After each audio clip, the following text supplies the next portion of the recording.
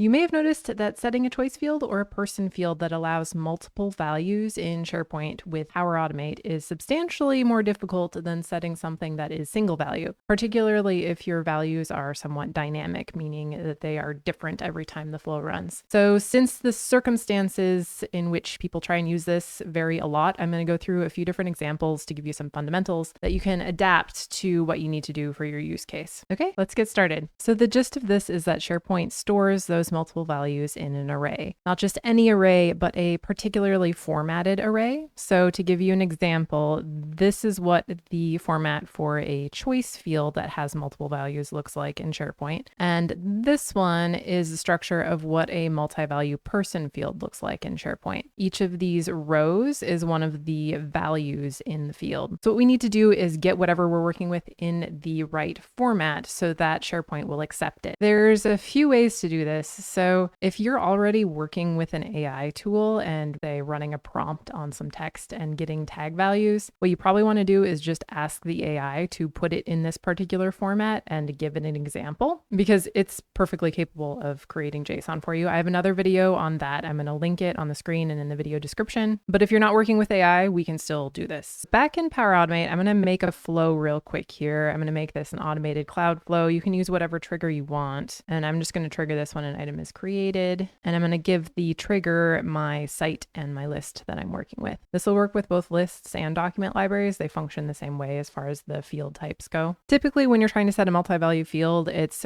when you're working with one of three situations. So number one, you have a comma separated list of values or a semicolon separated list of values that is a string, meaning it's just text, and you want to take those values and create tags with them on the item. Number two, you're working with some kind of get items output. So get items from SharePoint, get items from anywhere else, where you go and get those rows, and then you want to create tags on an item with the, say, title value or any other column value from those rows of data. And the third typical use case is when you're working with person data fields. So for example, setting an assignees field where you can have multiple assignees. In my example, what I'm going to do is I'm going to take whatever is currently in the assignees field and I'm going to add an assignee to that. But we're going to go through the structure of that so you can adapt it to whatever you're trying to do. All right, so I'm going to start with having a comma separated list of text tags that I'm going to convert to choice values. I'm going to throw some tag values into this compose action as an example. So say I have this lump of text. There's commas and a space in between each of the items, and I want to add these as choice values on an item in SharePoint. So the first thing I need to do with that is I need to split those comma separated values into an array. So to do that, we use an expression. I'm going to stick that in another compose action just for kicks, but you could put it in a variable if you wanted to. I'm going to call this compose split values. So in here, I'm going to click on the FX button to make a function, and it is loading off the top of the screen. I'm going to zoom out a little bit. So for this, we're just going to do split parentheses and give it our string. So that's under this dynamic content here, and it's the output of our tag string step. And then do a comma and tell it what you want to split on in single quotes. So if your values are truly just comma separated, just put a comma in here. If there's a comma and a space after each one, put a comma and a space.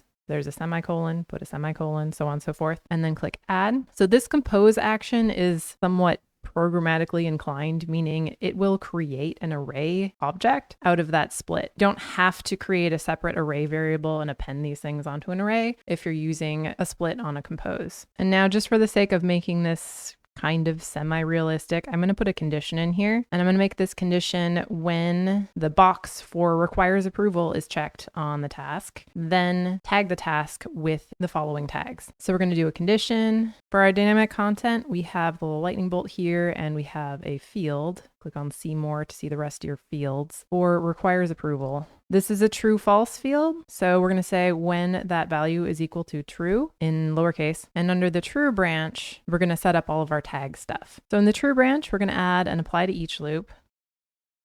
And then for each of those split string values, we're going to append those to an array in the particular format that SharePoint likes. So we need to create the variable to store this in. I'm going to go to the top of the flow. The initialize variables always go at the top of the flow. So right up here under the trigger, I'm going to do the plus and then search for initialize variable. And I'm going to call this choice values. And we're going to change the type to array. This is important. Don't make it a string, make it an array, and maybe rename it. All right, so back down here under our apply to each loop, I'm going to open up that loop and set the thing that we're looping over. So in this case, it's going to be the values in our split string. I'm going to take the split values output here, put it in the loop. So for each of those things, we are going to append to array variable, not append to string, append to array variable, and select our variable up here. And then for the value, we're going to give this the exact format that it wants for the array. So that is a curly brackets, the word value in double quotes, and a colon. You may be noticing that I didn't put in the square brackets that was around the example here. That's because the array variable already has the square brackets. That's what an array is. It's always in square brackets. For the value, we're going to give it the value of whatever the thing is that it's looping over. Okay, so that's the lightning bolt icon and the apply to each current item. So the current item is the current thing, and then close our curly brackets. So it's going to loop over those things and put them in the array. It's automatically going to put a comma between each of the values. So next, outside of that apply to each loop, so here, not inside the loop, outside, we're going to update our item. That's this action here. Give it our site and list name. For the ID of the item to be updated, just use the ID from your trigger action. So mine was when an item is created. If you have any fields in your list that had default values, they're going to show up here with whatever the default value is. So just click the little X next to any of them that you don't want to be setting to the default value every time it runs, because you want it to use whatever the current value is, right? Not the default. And then click on show all next to the advanced parameters to show all your fields. So my multi-value choice field is called flags. This one here. There's a little tiny icon with a T on it that says switch to input entire array. So click on that and then just drop your array variable in here. That's the lightning bolt icon and our choice values array. Now we're going to save and test this to make sure it's working, and then we'll go through the other use cases like people fields and whatnot. I'm going to test manually and then go fill out the form.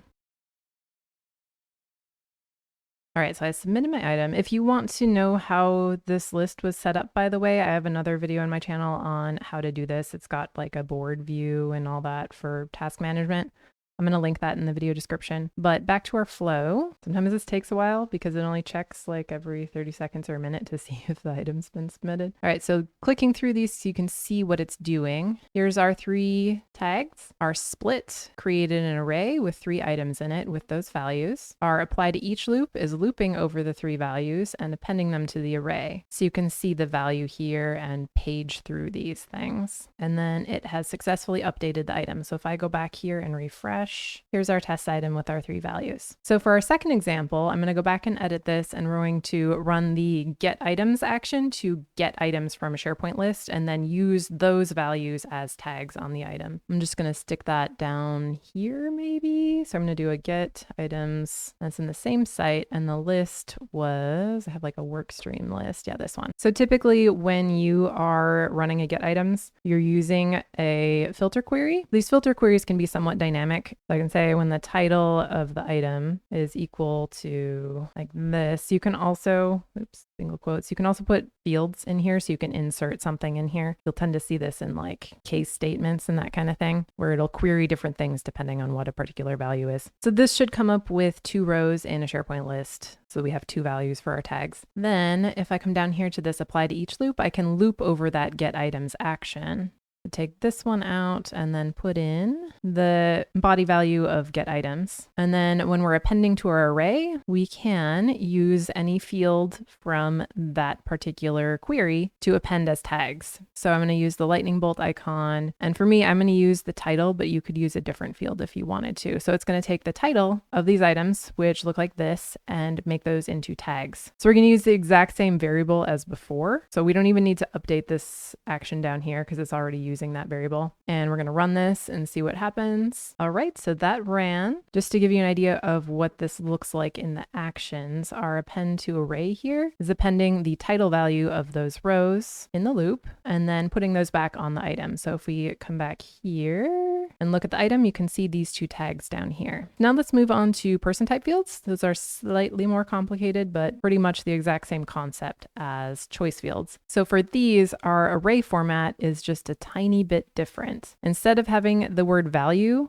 as the label. They have the word claims, and then they have this kind of weird text string, and then the user's email address here. So this is the user principal name. The card that it shows up as in Power Automate is called claims. So anytime you use that claims dynamic content card, it's going to add this text automatically in addition to the email address. I'm going to make a new variable for this one. I'm going to initialize it right under the trigger up here. So we're going to do initialize a variable. I'm going to call this assignees, and this is also going to be an array type variable. So our example here is going to get the current assignees and then add one more assignee to it. You can also use this to set a list of assignees, just follow the same data format structure. So I'm going to scroll down here, maybe under this get items, doesn't really matter where it is as long as it's after the initialize, and we're going to use an append. So we're going to append to an array variable. We're going to append that to our assignees. So for the value here, what we want is our curly brackets, the word claims in double quotes, and then a colon, and then the claims information for the users. So this is automatically going to insert a for each loop when we add this, if it's a multi-value field. So if I search in here for claims, so we want the one from our trigger. So this one here, assign to claims. So whatever your person value field is with the word claims in it, and then close our curly brackets.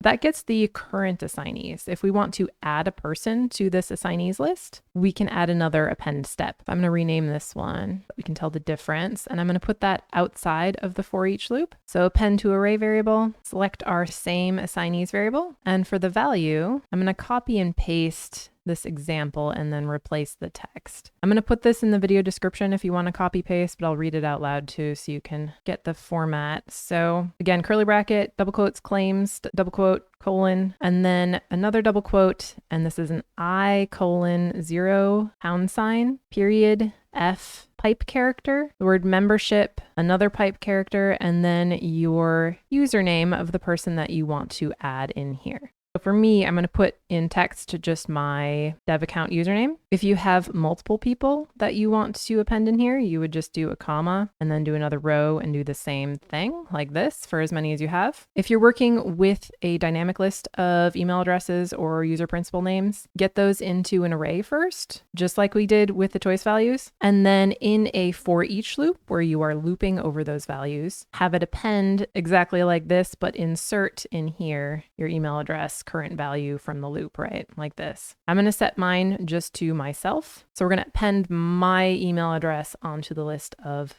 person values as assignees. Rename that step. And then similar concept down here in the update item action. Click show all to see all of your parameters. And then for your assigned to here, switch to the input entire array and then drop your variable in here. So that's your assignee values. Our item before just had Adele Vance as an assignee. I'm going to run this.